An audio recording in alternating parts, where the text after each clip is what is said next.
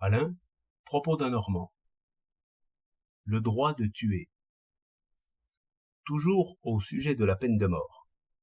Je discute volontiers là-dessus dès que je rencontre des hommes libres. J'écoute volontiers aussi.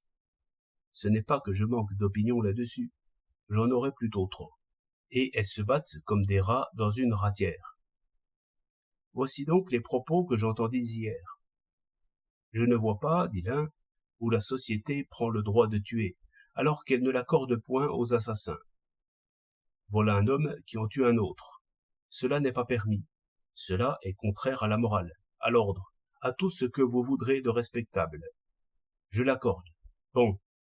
La société arrête cet homme, instruit son procès, et finalement le tue, c'est-à-dire commet justement le même crime que lui. Vous direz que la société a, pour agir ainsi, des raisons qu'elle croit bonnes. Mais l'assassin a, lui aussi, des raisons qu'il croit bonnes. Quoi donc? C'est parce qu'ils sont 30 000, 100 000, 1 million, qu'ils ont le droit de tuer?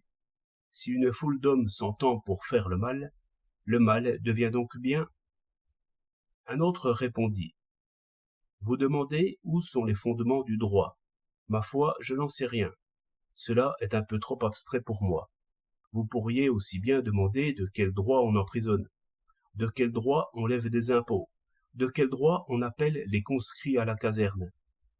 Pour moi, je croirais assez que toutes les lois sont injustes, et que, selon le droit strict, chacun doit être laissé libre et maître de ses actions.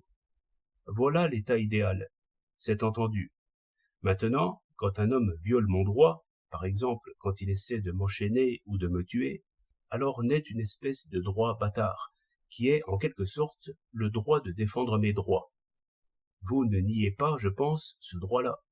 Si on m'attaque, je me défends et tant pis pour l'agresseur. Oui, dit l'autre, j'admets cela, mais le juge n'est pas attaqué, ni le bourreau non plus. Non, mais ils sont, par une convention très raisonnable, chargés de la défense commune. Si chacun se défendait à sa mode, ce serait la guerre dans les rues. De là des erreurs, des haines, des vengeances. Les crimes pulluleraient. Il a paru sage de remplacer la guerre des rues par une guerre méthodique, et j'ose dire économique, où l'on ne frappe qu'après réflexion, mais sans jamais manquer son homme, et sans risquer de blesser les passants par ricochet. Voilà un homme qui en a tué un autre, en embuscade, au coin d'une rue. Le couperet qui lui coupe la tête, ce n'est toujours que la balle de revolver que la victime avait le droit de lui loger dans la tête. Le juge et le bourreau ne sont que des instruments, comme le canon et le barillet.